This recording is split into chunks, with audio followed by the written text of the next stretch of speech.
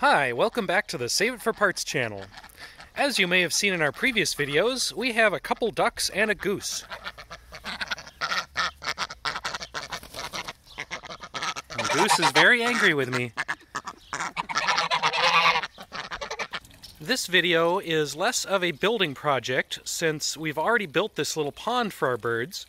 So I'm just going to give you guys a quick tour and explanation of some of the parts involved in this little duck pond. So before I start refilling it for the season, here's a quick tour of the bird pond. The pond itself is made from a stock water tank, like what a horse or cows would drink from. And in the bottom we've got a submersible pump. That's this guy. And that sucks from a filter here, which has some membranes in it. And that filters out some of the larger stuff like leaves and sticks that fall in here. So the dirty water from the pond goes through the filter into the pump and then into a pipe in the ground. That's this white one here. That comes out and goes through here into our canister filter, and I'll give a little tour of that in a moment. And the clean water from the filter overflows here and runs back into the pond.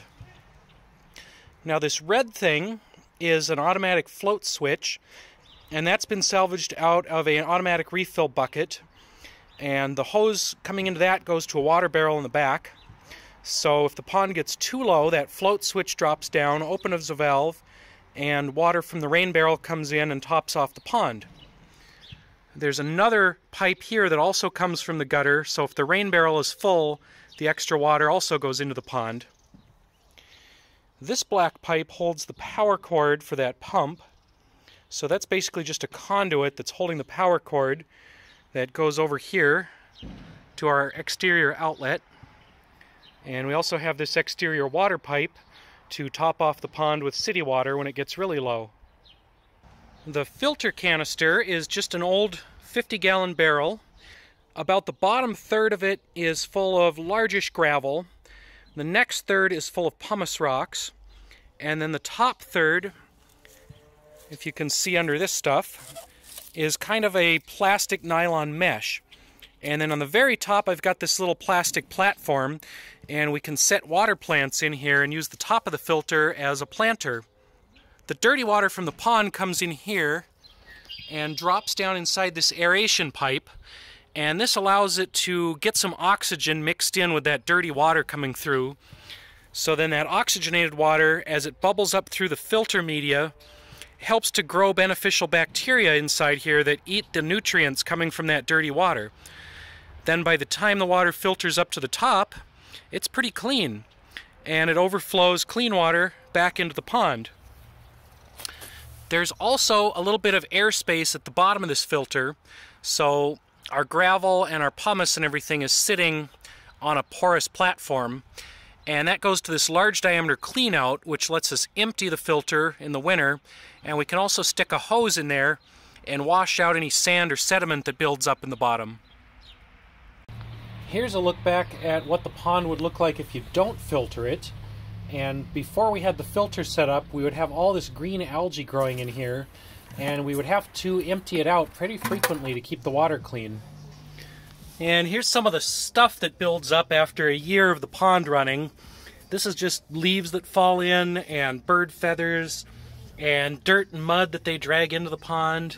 They like to wash things and drown things, so they put a lot of mud and dirt into here. And yeah, it gets pretty silty at the bottom, gets pretty plugged up. So once a year I have to go in and muck this all out, throw it in the compost, use it to fertilize plants, and then I can clean out the pond and fill it up again. We're starting to fill this up, and we've got the filter filling. So once the pond is completely full and the filter is completely full, then the system will be operating. And we can let the birds in here to take a bath.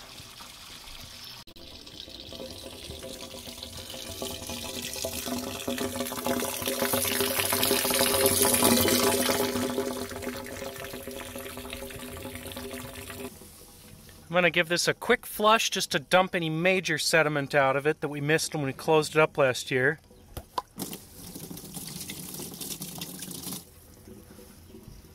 Yeah, there was a little bit of sand in there, but I think we got most of it before. So we can leave this closed until it's time to winterize and let this thing keep filling. And the pond is now full and the filter is full.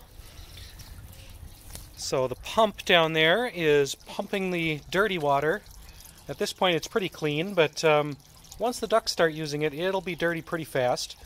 So that pond water gets pumped up into the filter, and you can see our filter barrel is nice and full, and that is overflowing clean water back into the pond. Now the birds are out here enjoying their little turtle pond, but let's see if we can get them to check out their new refilled main pond. I think they've totally forgotten their pond from last year, and they're a little wary of it.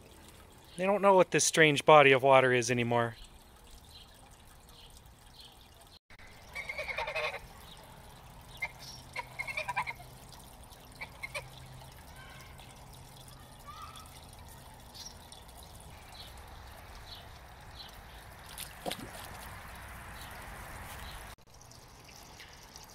Alright, well that about wraps up this video on the duck pond and filter system. So tune in next time to see what else we come up with, and go ahead and like and subscribe. And you can throw me a few bucks on Patreon if you want to support my duck ponds and boats and other projects. And you can check out some of my other DIY projects on my channel. So until next time, thanks for watching.